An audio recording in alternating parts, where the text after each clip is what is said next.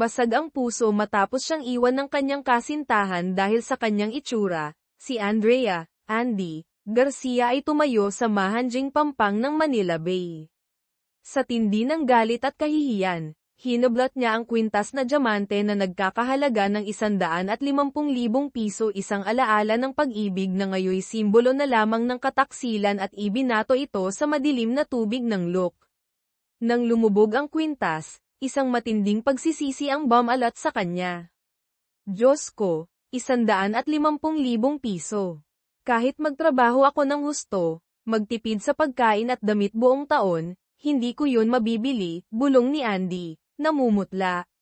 Walang pag-aalinlangan, inihagis niya ang kanyang mamahaling jacket sa gilid at tumalon sa malamig na tubig ng Manila Bay, determinado siyang mahanap ang mamahaling alahas.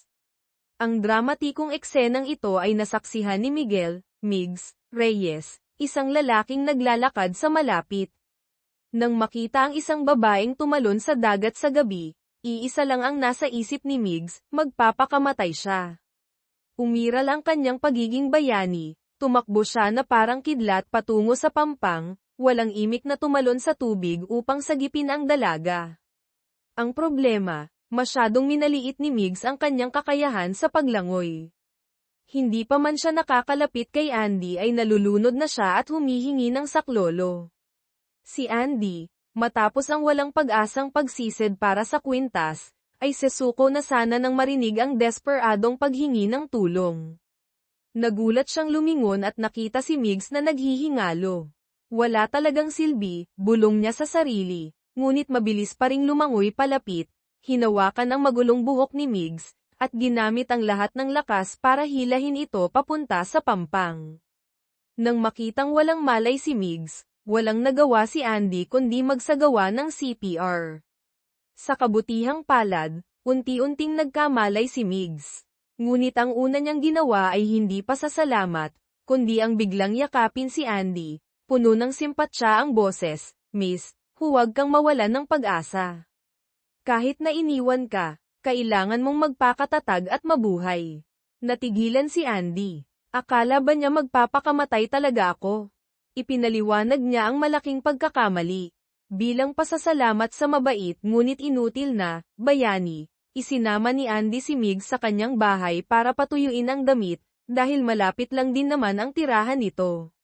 Laking gulat nila nang malamang magkaharap lang pala ang kanilang mga apartment sa iisang condominium building. Ang nakakatuwang pagkakataon ay nagdulot ng pagkamangha sa kanilang dalawa. Naalala ni Migs na pareho pa silang hindi naghahapunan. Mabilis siyang umuwi, nagluto ng mainit na pansit, at dinala ito kay Andy bilang pasasalamat sa pagsagip sa kanya mula sa Manila Bay. Noong una ay tatanggihan sana ni Andy dahil sa dami ng kakatwang nangyari sa araw na iyon, ngunit naisip niyang kailangan niya ng kasamang uminom para malunod ang kalungkutan. Kaya't inanyayahan niya si Migs sa loob. Napanganga si Migs nang makita ang lamesa ni Andy na puno ng pulutan at iba't ibang uri ng alak. Kalmadong ipinaliwanag ni Andy, kapag broken-hearted, kailangan ng positive energy. Mabilis niyang binuhusan ng kalahating basong San Miguel Pale Pilsen, dinagdagan ng isang shot ng Emperador Brandy, inalog, at inabot kay Migs ang kanyang sariling gawang cocktail. Ang bihasang pagkilos ni Andy ay nagpatulala kay Migs. Matapos ang ilang baso ng matapang na halo, naging mas komportable sila sa isa't isa. Ngunit nang magpakilala sila, muli silang nagulat. "Ako si Miguel Reyes, Migs na lang. At ako naman si Andrea Garcia, Andy for short." "Andrea Garcia, galing ka ba sa Santa Cruz Elementary School?" "Miguel Reyes, ikaw yung batang Romeo na sumakit ang tiyan at tumakbo sa gitna ng play noong grade 5. Lumalabas na magkaklase pala sila noon." Bumalik ang mga alaala, ang Romeo and Juliet play noon, si Migs bilang Romeo, si Andy bilang Juliet. Sa script, hahalikan dapat ni Romeo si Juliet sa huli. Ngunit sa kasukdulan ng eksena, biglang sumakit ang tiyan ni Migs at tumakbo sa CR para sumuka, iniwan si Andy na mag-isa sa entablado, naging katatawanan ng buong paaralan. Tinukso siya ng mga kaklase na dahil Pangit, daw siya kaya hindi siya mahalikan ni Romeo. Sa sobrang galit, gumanti si Andy sa pamamagitan ng paghila pababa ng pantalon ni Migs sa harap ng maraming tao sa school grounds. Mula noon, naging mortal silang magkaaway. At dahil doon, nagkaroon si Migs ng trauma, hindi siya lumalabas ng bahay nang walang sinturon. Nang makita muli ang kaaway mula sa nakaraan, akmang maniningil si Migs, ngunit biglang humagulgol si Andy. Ikinukwento ang pagiging dumped. Kumpara sa pagiging dumped, ano ba naman yung nangyari sa pantalon mo noon, sabi ni Andy habang umiiyak. Nakita ni Migs ang pag-iyak ni Andy, at bigla siyang nakaramdam ng awa.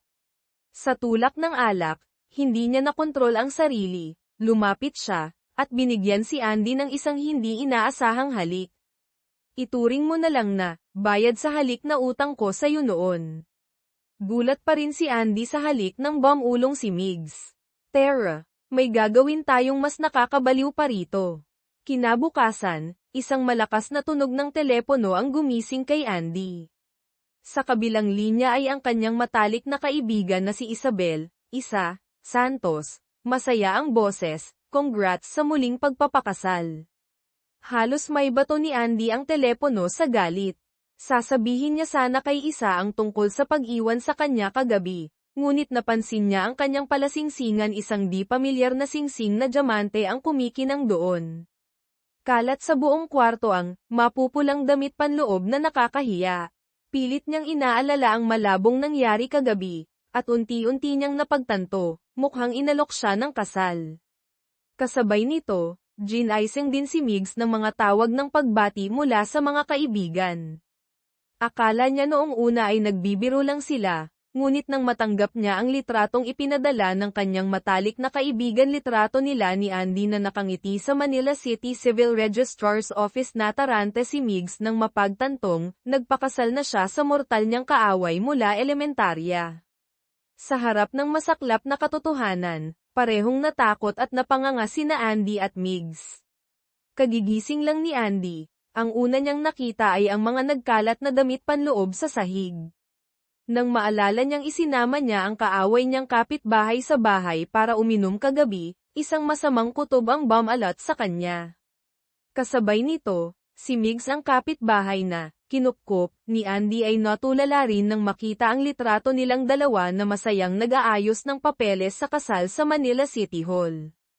Nang mapagtantong, ikinasal na siya sa isang taong ngayon lang niya nakita muli matapos ang maraming taon ng pagkamuhi, pareho silang napasigaw sa gulat. Pinilit nilang pagtagpi-tagpiin ang mga pira-pirasong alaala ng nakaraang gabi. Lumalabas na matapos silang malasing ng todo, nagpunta sila sa Civil Registrar's Office, umiiyak at nagmamakaawang ikasal agad. Nakita ng night shift na empleyado ang kanilang hindi normal na kalagayan, kaya humingi ito ng witness. Tinawagan agad ni Migs ang kanyang matalik na kaibigan, si Dr. Carlos Kaloy David. Sa ilalim ng pagsaksi ni Kaloy, na napilitan ding pumunta kahit inaantok pa, nagsagawa ng dramatikong proposal si Migs doon mismo sa opisina, at nagpumilit silang magparehistro noon din. Nang maalala ang lahat, pakiramdam ni na Andy at Migs ay gumuho ang mundo. Nagmamadaling tumakbo si Andy sa tapat para katukin ang pinto ni Migs, ngunit wala ito. Tatawagan niya sana, pero wala pala siyang numero ni Migs. Walang nagawa, tumawag si Andy sa Civil Registrar's Office para magtanong kung paano ipapakancel ang kasal. Ang malamig na sagot, hindi qualified para sa cancellation. Pwede lang mag-file ng annulment o divorce. Natigilan si Andy. Maya-maya, dumating si Migs. Pagkakita pa lang, nagsimula na silang magbangayan. Matapos ang mainit na pagtatalo, napansin ni Migs ang isang pares ng pambabaeng damit panloob na may print na baka na nakakalat sa sahig ng kanyang unit. Nanlaki ang mata niya, at nautal siyang nagtanong kay Andy, may nangyari ba sa atin kagabi? Matigas na sagot ni Andy, siguradong wala. Hindi ganyan ka-cheap ang taste ko. Ngunit lalong natakot si Migs sa sagot ni Andy, dahil ang imahe ng baka ay paulit-ulit na lumalabas sa kanyang kakaibang panaginip kagabi. Nangilabot sila pareho, at nagmamadaling tumakbo pabalik sa Civil Registrar's Office para humingi ng hustisya. Ang empleyado doon, na nakilala ang magulong mag-asawa mula kagabi, ay nagalit at pinagalitan sila, kayo itong nag-iskandalo para magpakasal, tapos ngayon gusto nyong ipakancel. Akala nyo ba laro lang ang kasal? Matapos mapag-alitan, nalaman nila ang katotohanan, hindi pala talaga sila nairehistro kagabi. Ang empleyado, kasama si Kaloy, ay mahusay silang nakumbinsi na maghintay na lang hanggang mahimasmasan bago magdesisyon. Nang malaman na isa lang palang, kalokohan, sakal asinggan ang lahat, nakahinga ng maluwag sina Andy at Migs. Pagkatapos, nagpunta sila sa isang kalapit na coffee shop para mag-usap. Sa harap ng gulong nangyari, pareho silang nahihiya. Nagkasundo silang ituring na isang aksidente, sakal asinggan ang nangyari kagabi, at hindi na ito muling babanggitin. Pilit silang nagpaalam sa isa't isa. Nang umalis si Migs, tiningnan ni Andy ang coffee shop. Naalala niya, dito rin sila naghiwalay ng kanyang dating asawa. Ang mga pangako noon ay malayo ng alaala na lamang, at ang sakit ay naroon pa rin sa kanyang puso. Ngunit kailangang magpatuloy ang buhay. Sinubukan ni Andy na kalimutan ang lahat. Subalit mapaglaro ang tadhana, hindi nagtagal, sa isang sosyal na party, nagkasalubong sila ng kanyang ex-husband. Sa harap ng lalaking minsan niyang minahal, hindi pa rin mapigilan ang kaba sa dibdib ni Andy. Inayos niya ang kanyang damit, akmang lalapit para bumati. Ngunit sakto namang may lumapit na isang bata, maganda, at sexing babae na kumapit sa braso ng kanyang ex. Natigilan si Andy, dali-daling tumalikod, at humanap ng paraan para makaalis agad. Nang makita ang kaligayahan ng kanyang ex, isang matinding hinanakit at galit ang bumalot kay Andy. Ikinwento niya ito sa kanyang mga kaibigan, sina Isa, Bea Alonzo, at Sofia Romero, na para bang ginagamit ng babae ang kanyang malaking dibdib para mang-asar. Dahil ang sabi ng ex niya noon, kaya sila naghiwalay ay dahil, hindi na ako masaya sa piling mo. Ngunit laging iniisip ni Andy na iniwan siya dahil hindi nakaakit-akit ang kanyang katawan. Gayunpaman, parang walang pakialam ang mga kaibigan niya. Si Isa ay 7 taon nang hiwalay sa asawa, araw-araw siyang kinukulit na makipag-divorce. Si Bea Alonzo naman ay nagrereklamong, 3,000 araw nang walang kalapit na lalaki, tuyot na raw ang kanyang labi. At si Sofia ay ikakasal na sa lalaking hindi niya mahal. Para sa kanila, masyadong maliit na bagay ang problema ni Andy. Kahit pinayuhan ng mga kaibigan na huwag maging sensitibo, hindi maalis sa isip ni Andy ang kanyang insecurity. Minsan pa nga, nang magpayo siya sa isang kliyente sa kanilang matchmaking agency na Second Chances Matchmaking, itinatag nila ni Bea, na naghahanap ng bata, maganda, at kurbadong babae. Nagalit si Andy at sinigawan ang kliyente, flat-chested ang magliligtas sa mundo. Ang malaking dibdib ay sayang lang sa resources. Galit na umalis ang kliyente. Nainis si Bea at pinaalalahanan si Andy na huwag hayaang maapektuhan ng personal na emosyon ang trabaho. Hindi mapigilan ang galit, sa payo ni Bea, kinausap ni Andy ang kanyang ex-husband, tinanong ng diretso ang totoong dahilan ng kanilang paghihiwalay. Ngunit pareho pa rin ang sagot, hindi ako masaya. Hindi naniwala si Andy, pinilit niyang tanungin kung dahil ba sa ibang babae. Napabuntong hininga ang ex, kaya nga tayo hindi naging masaya kasi palagi tayong nagdududa sa isa't isa. Ang pag-uusap ay nauwi sa mainit na pagtatalo, sinira ang natitirang magandang alaala. Umuwi si Andy na mabigat ang kalooban. Sa lobby ng kondominium, narinig niya ang isang nakakakilabot na kwento, isang maganda at mayamang babae sa building nila ang biglang namatay dahil nabulunan ng lechon kawali. Naalala ni Andy na nakasalubong niya pa ito kaninang umaga sa hallway, ipinagmamalaki pa nito ang kanyang malaking puwet. Ang balita ay nagpatindig ng balahibo ni Andy at nanghina ang kanyang mga tuhod. Naisip niyang ito ang trahedya ng pagiging single. Para maiwasan ang katulad na kapalaran, nagdesisyon si Andy na iwasan na ang paborito niyang lechon kawali. Tumawag pa siya kay Isa, nagbilin na tawagan siya palagi para siguraduhing buhay pa siya.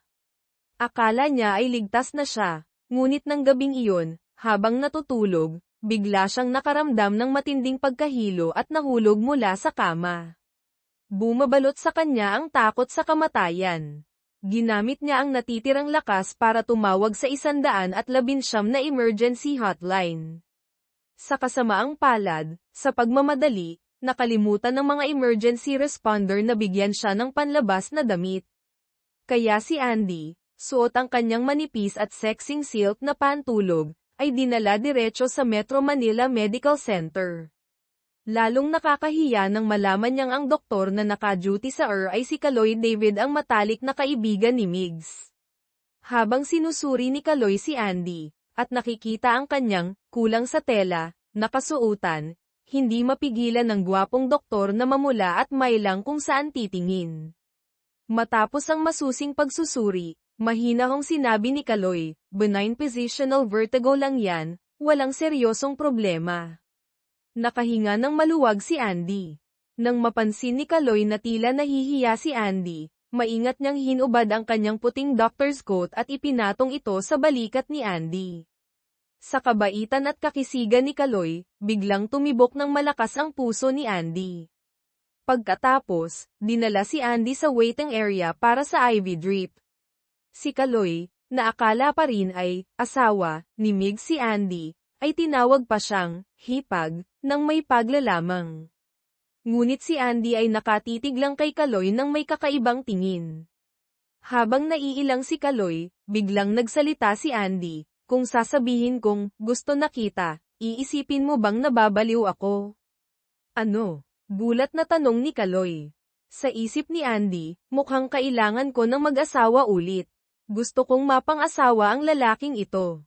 Ang babaeng nakapantsulog na dinala sa sa kalagitnaan ng gabi, sa gitna ng nakakahiyang sitwasyon, ay tinamaan ng pag-ibig sa doktor na gumagamot sa kanya.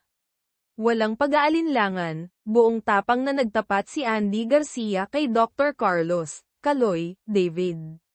Ngunit si Kaloy, na naniniwalang fiancé siya ng kanyang matalik na kaibigan na si Migs Reyes, ay nanlaki ang mata sa gulat at tinanong kung ang pagkahilo ba niya ang nagdulot ng halusinasyon. Iginiit ni Andy na totoo ang kanyang nararamdaman. Nakita ang labis na pagkalito sa mukha ni Kaloy, akmang ipapaliwanag ni Andy ang kanilang mortal na magkaaway na relasyon ni Migs, hindi bilang mag-fiancé, nang biglang dumating ang kanyang kaibigang si Bea Alonzo na nagmamadali. Nang makita ni Andy na suot ang doctor's coat, inakala ni Bea na naglalaro ng role-playing ang kaibigan, kaya lumapit siya at pilit na hinawi ang coat para tingnan. Nang matuklasan na manipis na pantulog pala ang nasa loob, natigilan si Bea sa gulat, habang si Kaloy naman ay hiyang-hiya.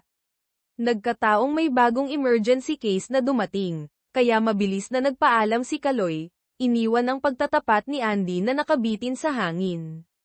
Matapos ang IV drip, bago umalis, nahihiyang nagtanong si Andy sa nurse kung pwede niyang hiramin muna ang coat at ibabalik na lang mamaya. Alam ang sitwasyon ni Andy, pumayag ang nurse. At dahil doon, ang kwento ng pasyenteng nakapantsulog na nagtapat sa doktor, ay mabilis na naging usap-usapan sa buong Metro Manila Medical Center. Pag-uwi, habang tinitingnan ang puting coat, na puno ng hiya at pagsisisi si Andy sa kanyang padalos-dalos na ginawa. Nag-alala siyang iisipin ni Kaloy na isa siyang kakatwa at agresibong babae. Samantala, nang mabalitaan mula kay Kaloy, nagmamadali ring pumunta si Mig sa ospital. Nang malaman niyang nakaalis na si Andy, naupo si Migs para kausapin si Kaloy. Dito nalaman ni Kaloy na sina Andy at Migs ay magkaibigan lang, o mas tamang sabihing, magkaaway, at ang pagsaksi sa kasal ay dahil lang sa kalasingan. Nang maintindihan ng lahat, biglang nakaramdam ng interes at kaunting pagtingin si Kaloy kay Andy. Kinabukasan, maingat na nilaban at pinlansya ni Andy ang coat, nilagyan pa ng mamahaling pabango.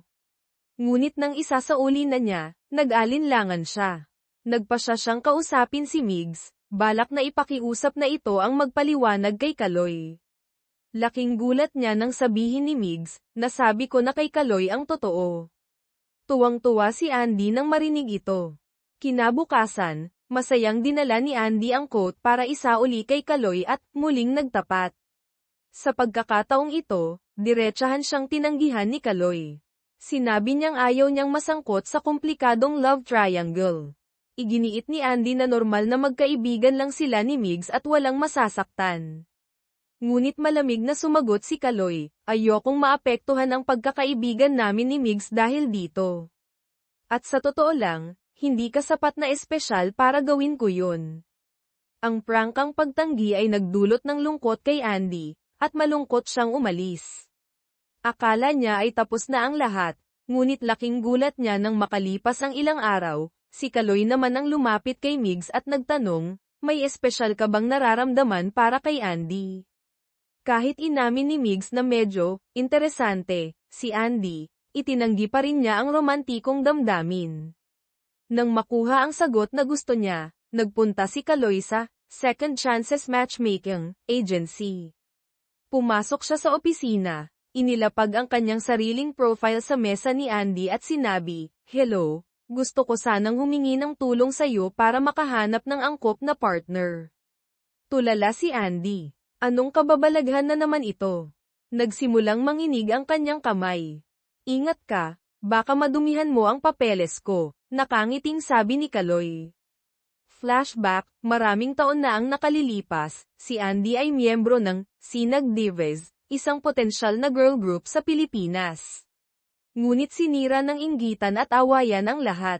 Sa isang mahalagang performance, sinadyang tapakan ni Katrina, Kat Diaz, isa pang miyembro, ang paa ni Andy sa entablado. Akala ni Kat ay magtitimpi si Andy, ngunit sinipa siya ni Andy ng diretso sa mukha. Nagpang-abot ang dalawa, nagsabunutan, at nagsuntukan sa harap ng libu-libong manunood.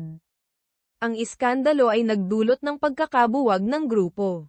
Pagkalipas ng maraming taon, bumalik si Andy sa normal na buhay, kasama ang kaibigang si Bea Alonzo, isa ring dating miyembro ng Sinag Divas, nagtayo ng matchmaking agency para tulungan ang iba na makahanap ng pangalawang pagkakataon sa pag-ibig, habang siya mismo ay patuloy na nakikipagbuno sa sariling mga sugat ng nakaraan. Ang negosyo sa Second Chances Matchmaking, nina Andy at Bea ay lumalago. Ngunit isang umaga, ang kanyang pinapangarap na doktor, si Kaloy David na kanyang pinagtapatan kamakailan ay biglang sumulpot sa kanilang opisina. Ang masaklap, hindi siya pumunta para sagutin ang damdamin ni Andy, kundi para humingi ng tulong sa paghahanap ng mapapangasawa muli. Natigilan si Andy. Nanginginig ang kamay na may hawak na tasa ng tsaa, hindi mapigilan ang kaba. Habang pilit na nagtatanong ng impormasyon ayon sa proseso, halata sa mukha niya ang pagkadismaya at pagkalito. Napansin ito ni Kaloy, at marahil ay nakuha na niya ang sagot na hinahanap. Hindi na siya nag-abala pang mag-fill up ng membership form, magalang na tumayo at umalis, iniwan si Andy na gulong-gulo ang isip. Ang biglaang pagbisita ni Kaloy ay nagdulot ng pagkabalisa kay Andy. Pagkatapos ng trabaho, nagpasya siyang hanapin si Kaloy para linawin ang lahat. Sinubukan niyang kumbinsihin itong magmiyembro, nag-alok pa ng mga espesyal na pribilehiyo. Ngunit diretsahang tumanggi si Kaloy. Lalong naguluhan si Andy, hanggang sa ngumiti si Kaloy at sinabing, "Hindi ako pumunta para maghanap ng iba, Andy. Pumunta ako, para ipakilala ang sarili ko sa'yo." Pakiramdam ni Andy ay pinaglalaroan siya, nagsimulang umusbong ang kanyang galit. Ngunit nagpatuloy si Kaloy, tapat ang tinig, "Hindi ako pwedeng magmiyembro. Bawal sa patakaran ng kumpanya nyo ang makipag-date sa kliyente, hindi ba?" Nabingi si Andy. Hindi siya makapaniwala sa narinig. Sampailan mo nga ako para malaman ko kung totoo to," yutel niya. Tumawa si Kaloy, at marahang hinayla siya papalapit sa kanyang mga bisig. Sa sandaling iyon, opisyal na nagsimula ang kanilang relasyon. Bakit ako?" tanong ni Andy, hindi pa rin makapaniwala. Tapat na sumagot si Kaloy, May init sa kanyang mga mata, mula pa noong miyembro ka ng Sinag Divas, fan mo na ako. Ikinwento niya na kahit ang pinakasikat at pinapuring miyembro ng grupo ay ang masamang ugaling si Katrina, Kat Diaz, siya ay love at first sight kay Andy. Nang mabuwag ang grupo, matagal siyang nalungkot. Nang marinig ang pagtatapat ni Kaloy, sa unang pagkakataon sa kanyang buhay, nakaramdam si Andy ng pagmamalaki sa kanyang magulong nakaraan bilang isang idol. Hindi nagtagal, sumama si Andy sa kanyang mga kaibigan, Bea, Sofia, para sa isang regular na health check-up sa Metro Manila Medical Center. Pagkatapos ng check-up, niyaya ni Andy ang grupo na silipin si Kaloy mula sa malayo. Habang sila'y abala sa pagchichismisan, isang magandang high school student ang biglang sumingit. Diretsahan itong nagsabi, si Dr. Kaloy ay akin. Kapag nasa tamang edad na ako, pakakasalan ko siya agad. Sa harap ng batang, karibal, na nagbabanta sa kanyang bihirang pagkakataon para sa muling pag-aasawa, umakyat ang selos sa ulo ni Andy. Ginamit niya ang kanyang pangmatandang boses para pangaralan ang bata. Ngunit hindi natakot ang estudyante, bagkus ay ipinagmalaki pa ang kanyang umuusbong na dibdib, at tinawanan si Andy na matanda na pero katawang pang-estudyante pa rin. Ang mga salitang iyon ay tumusok sa puso ni Andy, nagngit-ngit siya sa galit. Sa kabutihang palad, nagdala ng magandang balita ang resulta ng check-up. Matapos ikumpara, sinabi ng doktor na ang matris ni Andy, 34 na taong gulang, ay kasing healthy ng sa isang 29 anyos. Tuwang-tuwa si Andy, agad niyang pinuntahan si Kaloy at masayang ibinalita, pwede pa akong magkaanak. Medyo nagulat si Kaloy sa pagiging prangka ni Andy, ngunit natuwa rin siya sa katapatan nito.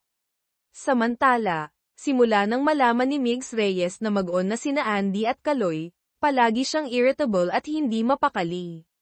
Lubos siyang nagsisisi na sinabi niya kay Kaloy na wala siyang nararamdaman para kay Andy. Habang nakikita niyang lalong gumaganda at sumasaya si Andy sa piling ni Kaloy, lalong kumikirot ang puso ni Migs. Minsan pa nga, nalasing siya ng husto at nakatulog sa tapat ng pinto ng unit ni Andy. Pag-uwi ni Andy, nakita niya ang eksena at binalak na tulungan si Migs papasok. Ngunit nawalan siya ng balanse at napaupo sa kandang ganito.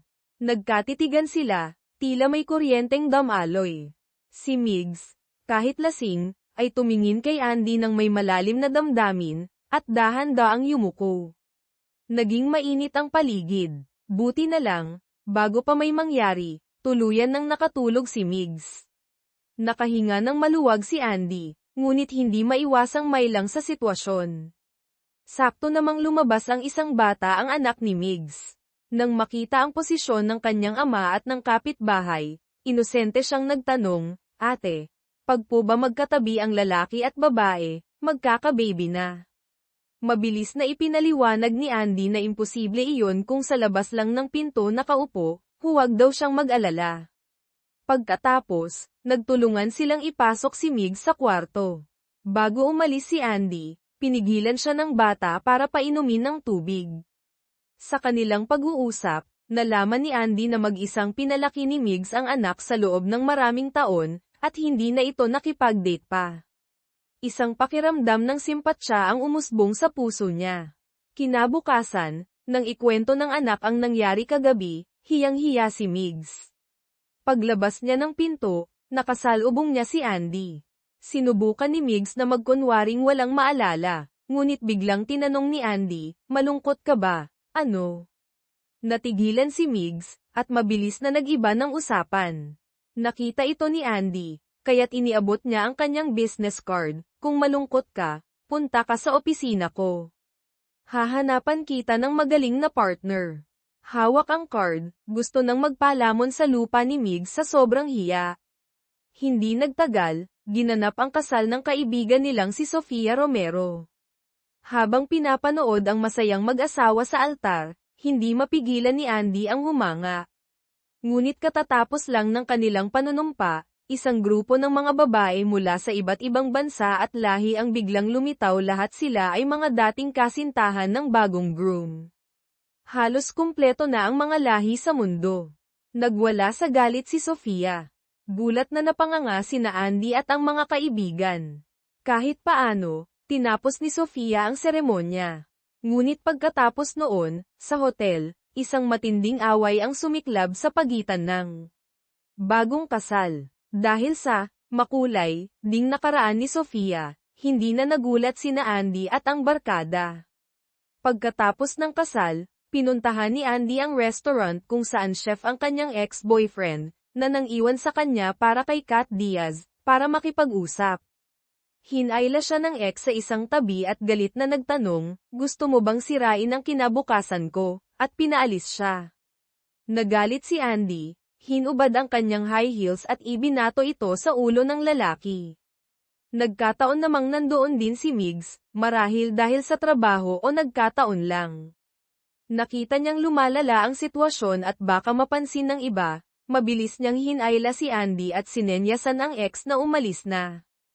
Paliwanag, ang insidente ng pagbato ng cake sa ex nang mag-propose ito kay Kat Diaz ay nakuhanan ng litrato ni Migs, noong reporter pa siya. Ngunit itinago niya ito para protektahan si Andy.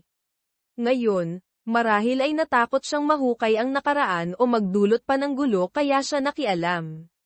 Pagkatapos ng insidenteng iyon, sinikap ni Andy na kalimutan ang masamang ex at ituon ang pansin sa matamis ngunit mapaghamong relasyon nila ni Kaloy. Gayunpaman, napansin niya ang isang kakaibang bagay, kahit matagal na silang mag-on, hindi pa lumalagpas sa paghawak ng kamay ang kanilang pisikal na ugnayan. Nakikipag-date si Andy sa gwapong doktor, ngunit ang kanilang mga lakad ay paikot-ikot lang sa panunood ng sine at pagkain sa labas. Naghintay siya ng matagal, ngunit kahit isang tunay na halik ay wala.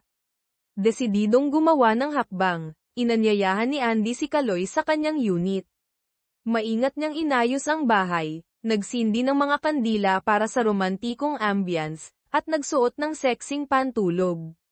Nang handa na ang lahat, nakarinig siya ng katok. Kinakabahang binuksan niya ang pinto.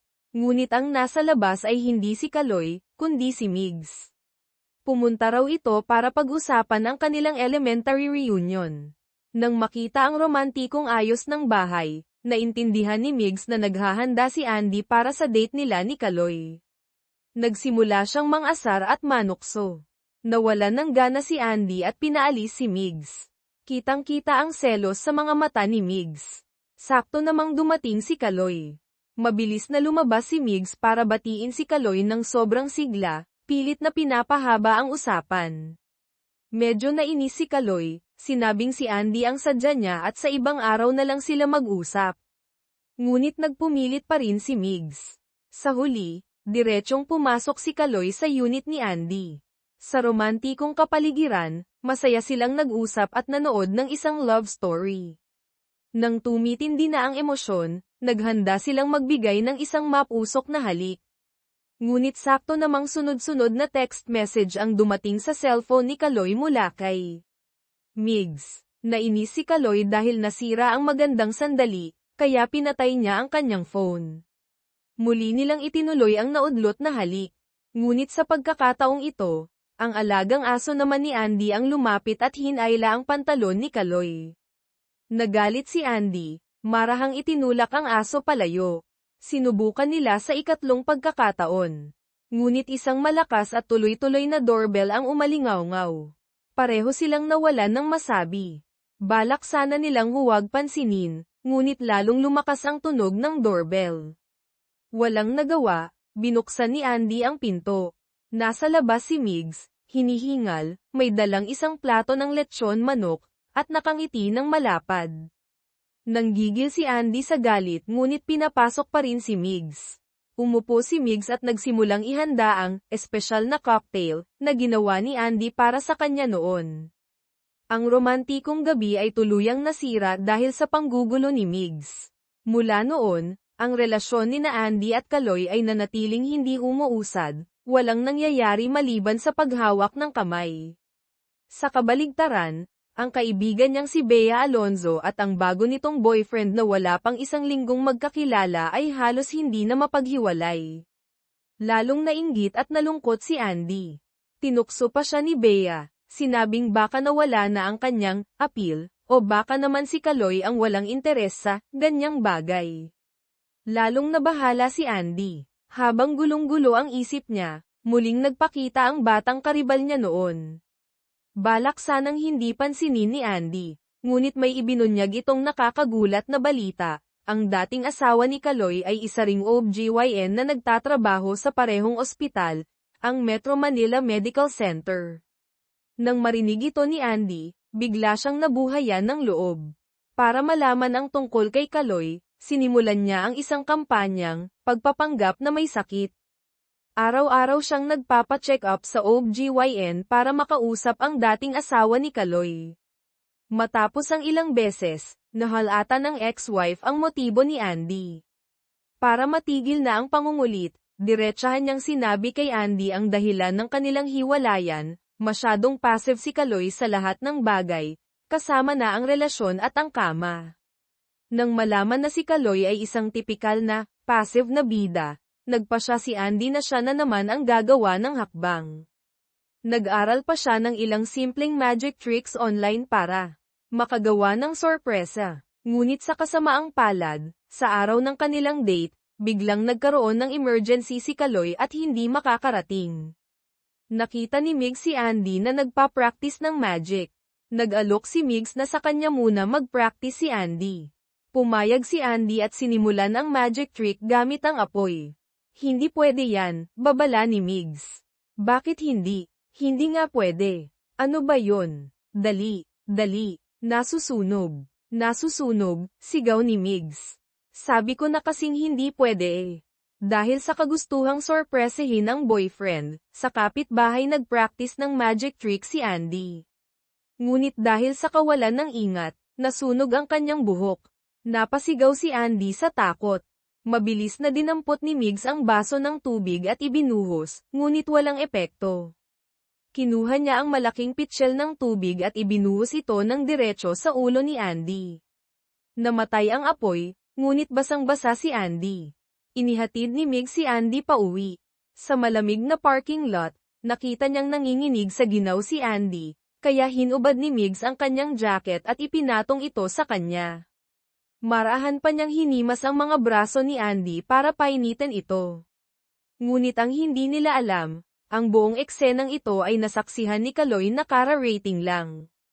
Biglang sumiklab ang kanyang selos. Kahit masayang binati siya ni Andy, nanatiling malamig ang pakikitungo ni Kaloy. Lumapit siya, personal na tinanggal ang jacket ni Migs mula kay Andy, pinalitan ito ng sarili niyang jacket, at hinayla si Andy palayo, hindi man lang pinansin si Migs. Ang tensyonadong eksena ay nag-iwan kay Migs na tulala at hiyang-hiya. Pagdating sa unit ni Andy, hindi pa rin mapakali si Kaloy tungkol sa nakita. Nakita niya ang paper bag sa mesa, naglalaman ng magic props, at malamig na nagtanong kung ano iyon. Nahihiya si Andy, nagsinungaling na wala lang. Ngunit nagpatuloy si Kaloy sa pagtatanong kung bakit sila magkasama ni Migs, puno ng pagdududa ang boses. Labis na nadismaya si Andy. Hindi ka ba nagtataka kung bakit ganito ang itsura ko? Basang-basa, tanong niya, nanginginig ang boses. Noon lang napagtanto ni Kaloy na sa sobrang selos ay nakalimutan niyang magtanong at mag-alala para kay Andy. Nagmadali siyang nagtanong kung ano ang nangyari. Ngunit huli na ang lahat para kay Andy. Sinabi niyang gusto na niyang maligo at matulog, at pauwiin na si Kaloy. Narinig ito ni Kaloy, hindi na umimik pa, tahimik na kinuha ang jacket at umalis. Ang kawalan ng pakialam ni Kaloy ay lalong nagpasakit sa damdamin ni Andy. Pakiramdam niya ay hindi siya mahalaga dito. Sa kabaligtaran, makalipas ang ilang sandali, si Migs naman ang kusang nagdala ng gamot para sa sipon, at maalagang nagtanong tungkol sa kanyang kalagayan. Ang pagkakaibang ito ay lalong nagpatindi sa pagdududa ni Andy sa tunay na nararamdaman ni Kaloy. Ngunit kinabukasan, sinisi ni Andy ang sarili sa pagiging masyadong sensitibo. Binalak niyang tawagan si Kaloy para makipag-ayos, ngunit naisip niyang hindi dapat siya masyadong naghahabol. Itinigil niya ang balak, ngunit patuloy siyang umasa na tatawag si Kaloy. Lumipas ang buong araw, nanatiling tahimik ang kanyang telepono. Pagsapit ng gabi, muli siyang naupong mag-isa, umiinom ng kanyang espesyal na cocktail, habang umiiyak na tumatawag kay Bea Alonzo. Muling pinayuhan siya ni Bea na hindi dapat babae ang unang nagtatapat, dahil mawawalan ng halaga ang babae sa mata ng lalaki. Sa pakikinig sa analysis ni Bea, lalong nawalan ng pag-asa si Andy. Ang hindi alam ni Andy, ng araw na iyon, kinausap ng dating asawa si Kaloy, ikinuwento ang pagpunta ni Andy para magtanong tungkol sa kanilang nakaraan. Hindi ito ikinatuwa ni Kaloy. Pagkatapos noon, sinubukan niyang tawagan si Andy. Nang matapos ang kanilang madamdaming pag-uusap ni Bea, saka lang napansin ni Andy ang maraming missed calls mula kay Kaloy. Isang pagsisisi ang dumaan sa kanyang isip. Sakto namang tumawag muli si Kaloy. Nagmamadaling tumakbo si Andy patungo sa kanilang tagpuan. Pagkaupo niya, kumuha si Kaloy ng isang pares ng earmuffs, isinuot ito sa kanya at sinabing, "Huwag kang maniwala sa sinasabi ng iba." Pagkatapos, inilabas niya ang mga lumang litrato na itinago niya sa loob ng maraming taon, mga memorabilia noong si Andy ay miyembro pa ng Sinag Divas. Nang makita ito, labis na naantig si Andy. Sinamantala ni Kaloy ang pagkakataon, malambing na sinabi, "Sa relasyong ito, kahit ikaw ang unang nagtapat, 13 taon na kitang gusto. Siguradong hindi mas kaunti ang pagmamahal ko para sa'yo." Nang marinig ang tapat na pagtatapat at katiyakan mula kay Kaloy, nawala ang mga alinlangan sa puso ni Andy. Para ipagdiwang ang magandang sandali, nagtitigan sila ng may pagmamahal, naghahanda para sa isang mapusok na halik na matagal na nilang hinihintay. Ngunit sakto sa sandaling maglalapat na ang kanilang mga labi, biglang naalala ni Andy, kumain pala siya ng pusit kanina. Ang magkasintahang nasa kasukdulan ng pag-iibigan ay handa nang ibigay ang kanilang unang mapusok na halik. Biglang naalala ng babae na kumain siya ng pusit na may pagkaamoy. Mabilis siyang nagpreno at ginawang halik sa pisngi na lang. Nagtaka ang lalaki, inakalang may nagawa siyang mali, at nabahala. Hiyang-hiya rin si Andy.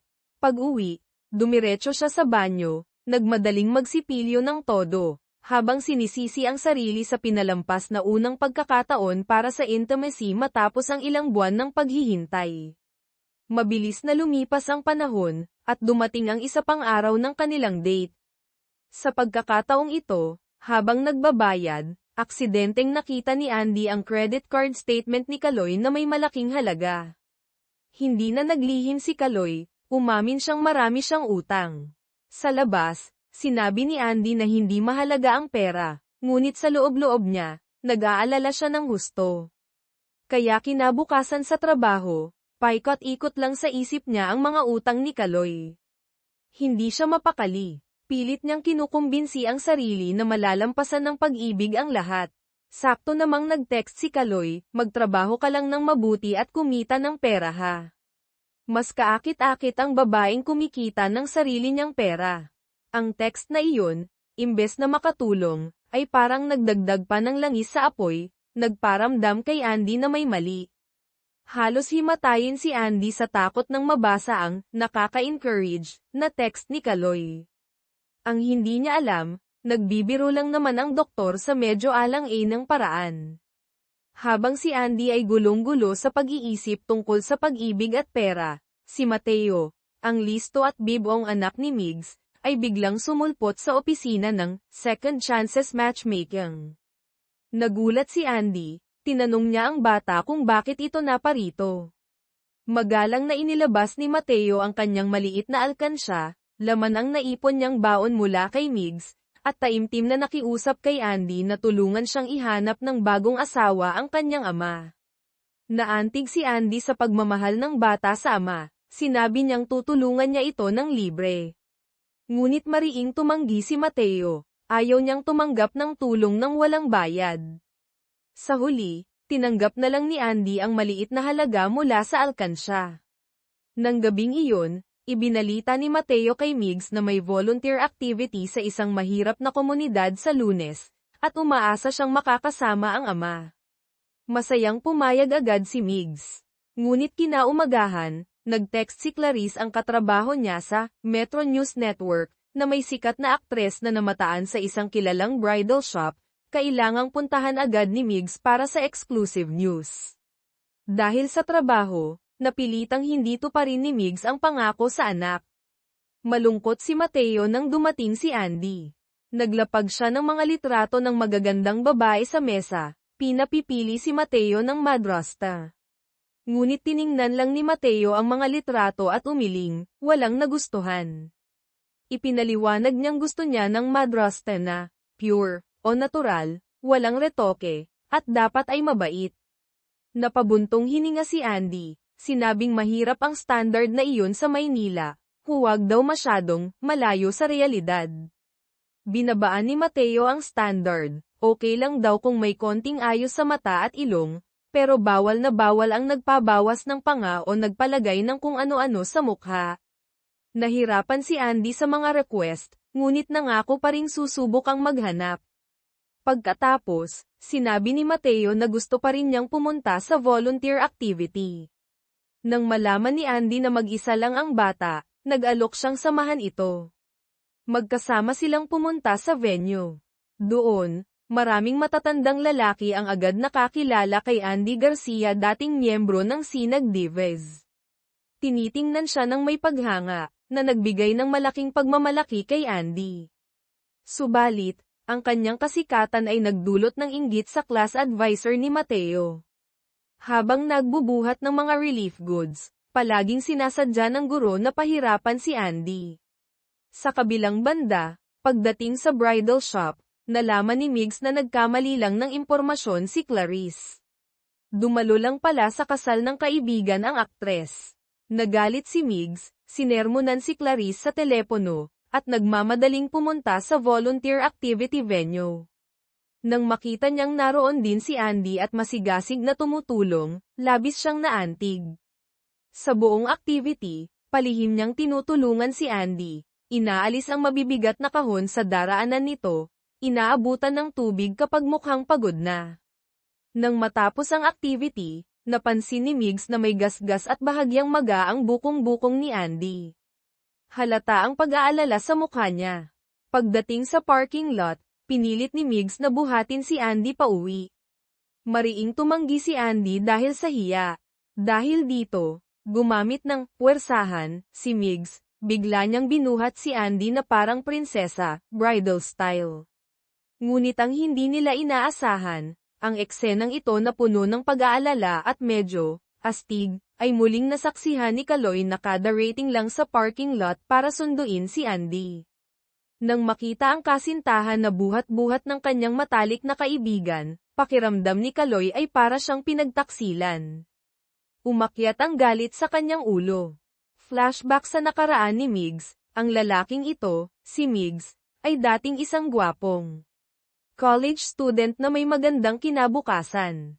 Ngunit nagbago ang takbo ng buhay niya nang kailanganin niyang mag-aral habang nag-aalaga ng anak. Habang ang mga kaedad niya ay nag-e-enjoy sa kabataan, siya ay abala sa pagpapalit ng diaper at pagtitimpla ng gatas. Ang lahat ng trahedyang ito ay nag-ugat sa kanyang sobrang kakisigan.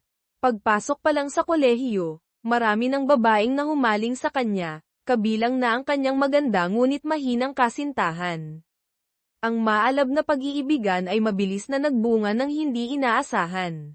Ngunit dumating ang trahedya, namatay ang kasintahan pagkatapos manganak ng kulang sa buwan dahil sa mahinang pangangatawan. Ang kapatid na lalaki ng babae, na may impluwensya, ay isinisi ang lahat kay Migs, tinawag siyang basura. Sinabing kung hindi nakipagrelasyon ang kapatid niya sa tulad niya, hindi ito mamamatay ng maaga.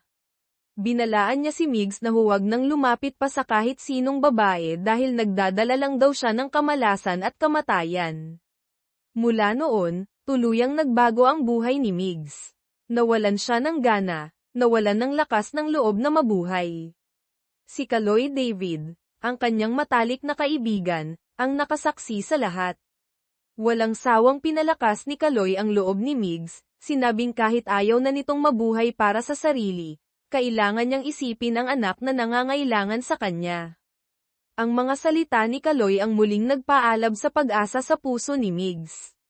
Ngunit ang hindi alam ni Migs, si Kaloy ang mabuting kaibigan na pinagkakatiwalaan niya ay lihim ding minahal ng malalim ang yumaong kasintahan ni Migs.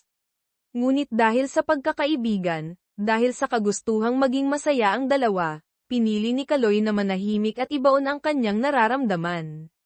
Dahil may pag-ibig na nangangahulugang pagpaparaya. Makalipas ang maraming taon, mapaglaro ang tadhana at muli silang nagmahal ng iisang babae si Andy Garcia. Katapusan ng flashback, nang makita si Andy na buhat ni Migs, ang galit at pakiramdam ng pagkakanulo, kahit sa isip lang, ay halos magtulak kay Kaloy na mawalan ng kontrol.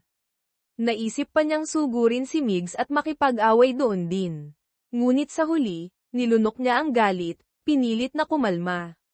Si Migs naman ay walang kamalay-malay na binuhat si Andy hanggang sa tapat ng unit nito, maingat na ibinaba sa sofa. Kumuha siya ng palanggana ng maligamgam na tubig at malinis na tuwalya, balak na imasahe ang nasaktang bukong-bukong ni Andy. Akmang tatanggi si Andy, ngunit mapilit si Migs. Walang nagawa si Andy kundi ipaubaya ang kanyang paa. Habang pinagmamasdan ang pagiging maalaga at banayad ni Migs, at naiisip ang mga pinagdaanan nito bilang single dad, hindi napigilan ni Andy na haplasan ang ulo nito ng may paglalamang. Ang hindi inaasahang kilos na ito ay tuluyang sumira sa natitirang depensa ni Migs. Bumilis ang tibok ng kanyang puso. Ngunit pinilit pa rin niyang kontrolin ang sarili. Marahang inalis ang kamay ni Andy mula sa kanyang ulo, at sinabi ng medyo paos, huwag mong gawin yan. Baka hindi ko mapigil ang hawakan ka at hindi nakita pakawalan. Ang mga salita ni Migs ay nagpakilig sa puso ni Andy.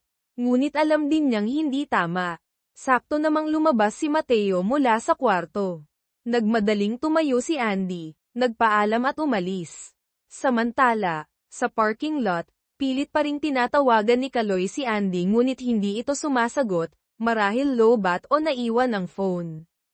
Ang katahimikan ay lalong nagpatindi sa kanyang pag-aalala at galit.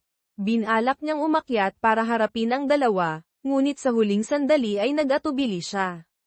Natakot siyang lalo lang lumala ang sitwasyon kung padalos-dalos siya. Sa huli, umalis na lang siya sakay ng kotse, mabigat ang kalooban.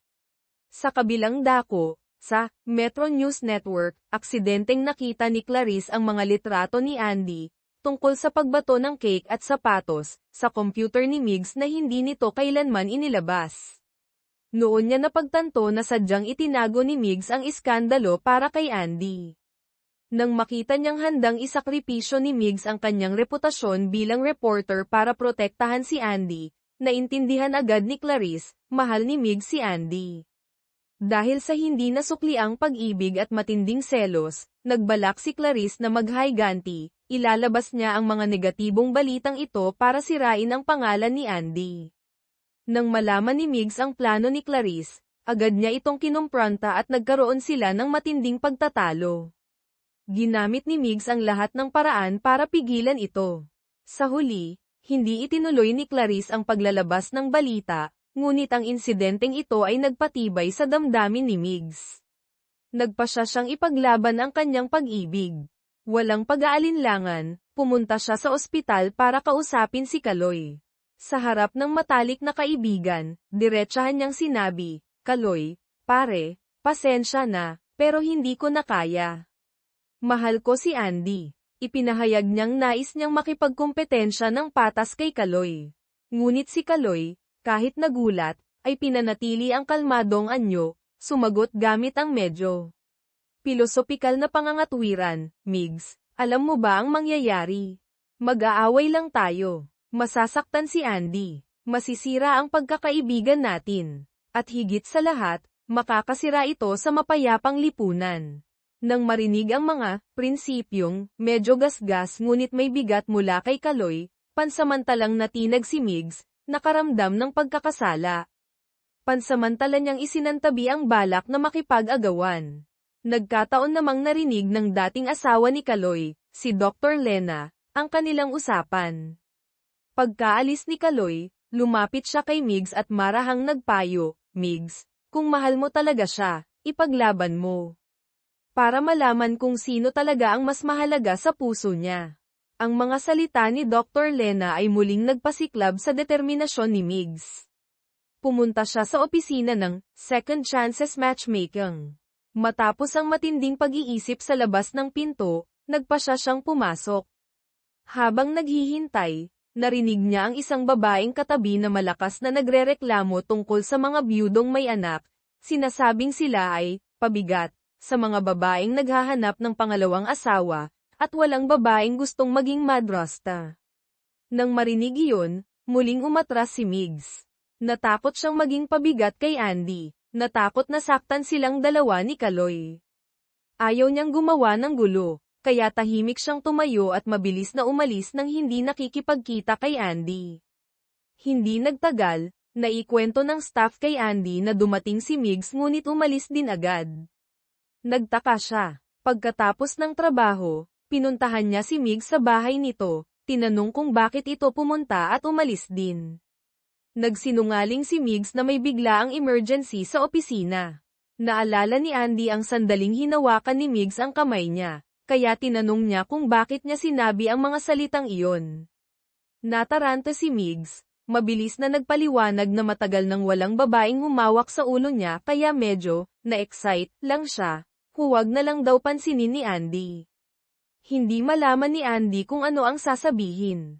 Sa gitna ng awkward na katahimikan, ibinalik ni Andy ang alkansya kay Migs, ikinwento ang pagpunta ni Mateo sa opisina. Taos-puso niyang pinayuhan si Migs na huwag sumuko sa paghahanap ng sariling kaligayahan, dahil kapag masaya siya, magiging masaya rin ang mga taong nasa paligid niya, lalo na si Mateo. Iyon din ang inaalala ng anak mo, dagdag ni Andy. Naging komplikado ang nararamdaman ni Migs nang marinig ito.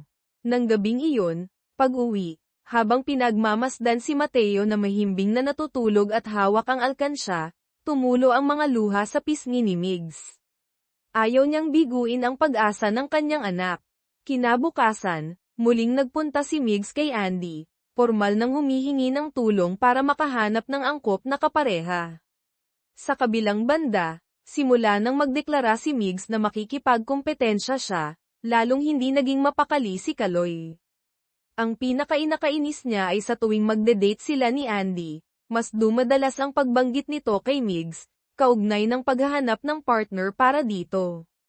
Ayaw nang marinig ni Kaloy ang pangalan ni Migs, kaya sa isang date, bigla niyang hinayla si Andy, ginamit ang isang malalim na halik para patigilin ito sa pagsasalita, at seryosong sinabi, "Andy, ako lang dapat ang iniisip mo. Huwag mo nang banggitin si Migs ulit." Dahil sa pagiging seryoso ni Kaloy, napilitang pumayag si Andy. Ngunit kinabukasan, habang kumakain sila, dahil kailangan sa trabaho, nabanggit na naman ni Andy si Migs para humingi ng karagdagang impormasyon para matulungan itong makahanap ng kadate. Sa pagkakataong ito, naging sobrang seryoso ang reaksyon ni Kaloy. Halos pasigan niyang pinagbawalan si Andy na banggitin si Migs. Noon lang napagtanto ni Andy na ang romantikong halik kahapon ay para kontrolin at busalan siya. Nang maintindihan ang katotohanan, labis na nagalit si Andy. Nag-away sila ng malakas sa restaurant, at natapos ang kanilang pagkain ng may sama ng loob. Subalit, hindi inaasahan na ilang sandali lang matapos ang kanilang pag-aaway, habang balak ni Andy na kausapin ng maayos si Kaloy para makipag-ayos, natanong niya si Kaloy na nakatayo ng malapit sa dati nitong asawa, si Dr. Lena, at marahang hinihipan ang buhok nito, marahil ay may alikabok. Kumirat ang puso ni Andy, hindi na niya napigilan ang sarili. Ang babaeng kagagaling lang sa pakikipag-away sa kasintahan, habang balak makipag-ayos, ay natano ang kasintahan na may intimong ginagawa sa dating asawa nito hinihipan ang alikabok sa buhok. Pagkatapos noon, narinig pa niyang nagtatapat si Dr. Lena kay Kaloy, umaasang maaari silang magsimula muli. Nang makita ang eksena, sumiklab ang selos ni Andy. Mabilis ding napansin ni Kaloy si Andy na nakatingin. Sa sandaling nagtama ang kanilang mga mata, natigilan silang tatlo. Sumugod si Andy at kinumpronta si Kaloy kung bakit ito nakikipaglapit sa ex-wife. Nagpaliwanag si Kaloy na tinutulungan lang niyang hipan ang alikabok sa mata, o buhok, ni Dr. Lena. Wala talaga itong ibig sabihin. Saka, dapat lang namang tumulong sa kapwa, hindi dapat mag-overreact si Andy. Ngunit, iginiit ni Andy na kung sila na, dapat matuto si Kaloy na dumistansya. Kahit pa buong solar system ang pumasok sa mata niya, dapat lumayo ka, sigaw ni Andy. Nanindigan pa rin si Kaloy na masyadong sensitibo si Andy. Iginiit naman ni Andy na may namamagitan pa rin sa kanilang dalawa. Sa galit, binalikan ni Kaloy si Andy, sa tingin mo ba may patutunguhan pa tayo? Sa tingin ko kasi,